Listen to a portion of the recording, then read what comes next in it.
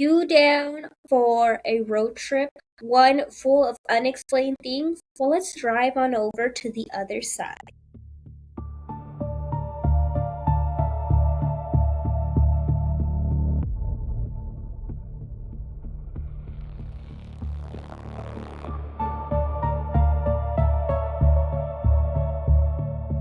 Hello, it's me, your host, ASOS. Thanks for watching. It's spooky, it's ookie kooky time. I know I disappeared again. I know I keep saying I get sick, but I'm a chronically ill person. I got super sick last week. I actually recorded this video. I pulled through being sick, not having a voice. I sounded horrendous. When I went to go edit the video, because I was like, I'm so proud of myself. I'm getting a video out even though I'm sick, even though I'm not doing good. I went to go edit it, and I did not like the way that I was saying Route 66 because it sounded like Route 666 instead of 66. And I just did not like my pronunciation of it. And I know you guys always in the comments let me know when I'm not pronouncing something properly, so I just said in good consciousness, I cannot do this. And I tried to re-record on Monday, but I still was just not well. I was not good. I think that it has taken me out for almost a week now. My voice, I still feel like it's still coming back, and I still have a lot right here in my throat. I think, well, not my throat, my nose and in my throat and in my lungs and everything. I still feel like you can hear it. So, I apologize for this. I know, I'm a hot mess, but we got to get into this road trip because I wanted to take you guys on a road trip last week because last week was Memorial Day weekend, and I know a lot of people were traveling last weekend. So if you guys saw anything spooky on your travels, please let me know. But a lot of people travel by car. Maybe you traveled on a haunted road. Maybe you didn't know. The possibilities on these haunted roads are endless. It's the open road. You know, if you go on a desolate road, it's free of traffic, free of people. Some of them wind and wind and wind. Some of them stretch out forever, and you just don't even know when you'll reach the next town. And there's this line from an article by J.A. Hernandez that says in every city or small town across the world, there are roads with strange stories. Now, the theme for the movie that's coming out, Passengers, I don't know if you guys have heard about that movie coming out, but it looks really scary and really cool and really ooky kooky. But it says that their inspiration behind the movie was that 15,400 people go missing, never to be seen again on these open roads. So we're going to start our road trip with the iconic Route 66. Why? Because it's iconic, and we love to do iconic around here.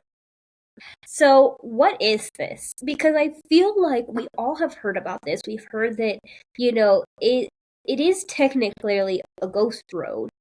If you did not know, now you know, or if you did know, you know what I'm talking about.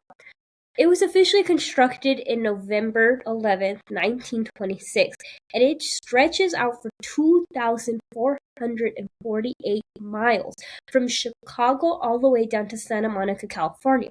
Personally, what I think of when I think of Route 66 is I think of Arizona. I don't know why, but to me, that's classic. Nonetheless, this helped connect the small towns and major urban centers, creating an economic growth in rural America. Now, during the Dust Bowl, or the Great Depression era of 1930s, it was vital to go westward and take advantage of the New Deal programs. By the end of the Second World War, it was crucial to transport heavy military equipment and personnel from the West Coast ports. Once the 50s hit, it was like this golden age of tourism. And I wish we as Americans can get back to this. Like, to go like on a side rail rant, I really think that this was the best America. Like, this is when you could live off of one income. This is when you could take trips as a family and people wouldn't be like, oh, but you're wasting money. Like, quit with your avocado toast and your coffee. Like, you need 2 jobs just to survive, and if you don't do that, then like people talk crap about you. Like, this golden age of tourism is really not so much what was going on in that. I'm talking about like the economy and like the vibe of how money was of the 50s. I think that that's really where I wish that America could get back to. I don't want the Jim Crow laws, and I don't want not women's rights. I want that. So I do not want those negativities from the 50s. But nonetheless, I just really like the economy in the 50s. I think the 50s really had it good because gas was not $5 a gallon. You know what I mean? People could go on road trips and nobody cared. They had those drive-through movie theaters and everything. Like, what an age it was. It had booming economy. It experienced automobile tourism with families traveling across countries, giving way to motels, diners, neon lights, souvenir shops, and corporate gas stations. See, corporate is the greed to everything. This was the best stage of America when you could earn money, work, and enjoy life. The passage of the Federal Aid Highway Act in 1958 led to the construction of the interstate highway system, which replaced the two-lane highway system, which led to what? Well, this was passed in 1956, and it took until 1985 for Route 66 to get decommissioned, meaning that it was removed from the United States highway system. This removal also removed all of its signs, which I think is crazy that they removed all the signs as well. So essentially, everything just got demolished. Everything was just like, this doesn't exist anymore. But then there was this huge revitalization that happened, and now it's historically preserved to maintain and bring in tourism. Drivers can still use 85% of the road. Now, keep that in mind, 85% of the road can be used. What about the other 5%? That's what I want to know. What about the other 5% of the road? Now we're going to go to the other side. Now we're going to the other side of this 2,000-mile wide long stretch of road. But there is a warning because we are going to be talking about sensitive themes, and I would like to let you guys know that there are some triggers in here, and please take care of your mental health. Do not forget about the suicide hotline number. I would like to warn you, some viewers may find this content disturbing. Viewer discretion is highly advised. On the darker side of Route 66, with many travelers came crashes and death, enough for it to have the nickname Bloody 66. It was heavily congested with only 2 lanes that led to these crashes. For a 9-month span near Fort Leonard Wood, Missouri, there were 54 fatalities. Now, people need patience. People need to have some calmness in them, and people need to learn that you don't have to get somewhere faster. You just don't, okay? Trust me. I have passed 18-wheelers before, gotten off the road, filled up my tank, gone to the bathroom, and I see that same 18-wheeler passing. And then I get back on the highway, and I pass them yet again. We're all getting the same place. It's not that deep. In Joplin, Missouri, there is something known as the ghost light. Now, this is near the Missouri-Oklahoma border. There's an eerie glow seen at night. This report has been around since 1830. Keep that in mind. This road was built in 1926, but this light has been known throughout since 1830.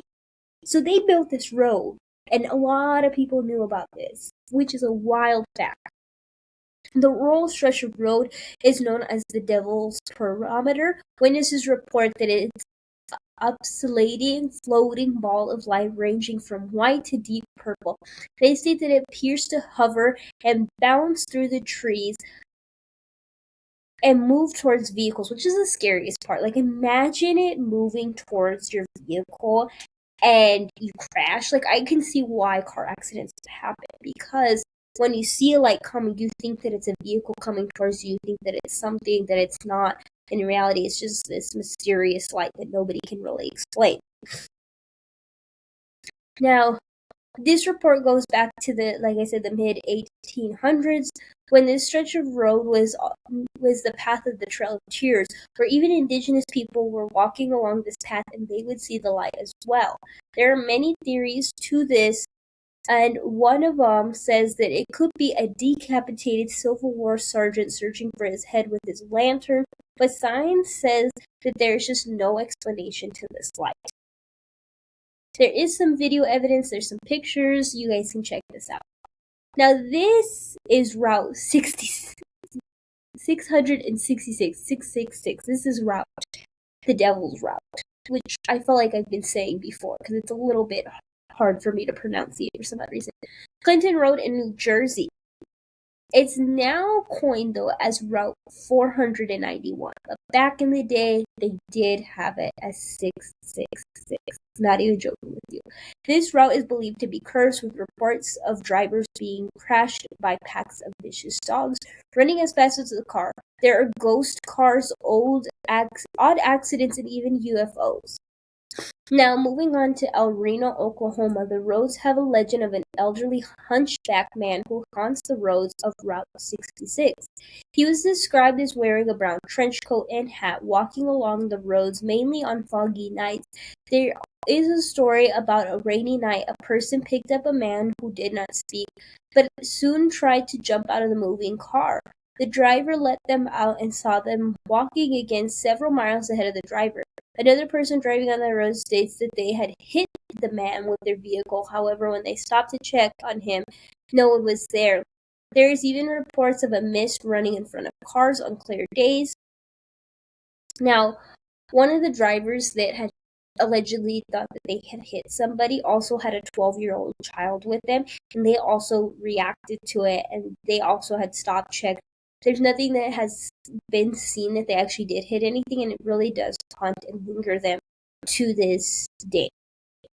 Now here's where the trigger is. So, Bridge, Colorado Street Bridge in Pasadena, California. In 1913, the bridge had stunned travelers, but it soon took a turn because it became the site where people would jump. It's 150 feet below. So here's the bridge, 150 feet below. Locals have coined the bridge, but alongside that has come the souls that haunt the bridge. The bridge is a beautiful concrete bridge that spans 1,467 feet across the Arroyo Seco, deep cut into the canyons leaking the San Gabriel. However, before it was constructed, again, it just took such like a deadly turn, and there was just so many things that have happened that now it has such an ugly reputation. And even when people come to this, they do still even feel something when they come to this. And it's basically towards the end of the route. So that long 2,000 miles, this is the last part of it, and it extends off into another part as well, because the main part for Route 66 is like this small little area. But that is all that I have for today. I hope that you guys have a good one. I'm sorry that this was shorter than usual, but nonetheless, I hope that you guys have a great one, and I hope you guys join me for the next time on the other side with me, your host, ASOS. Bye!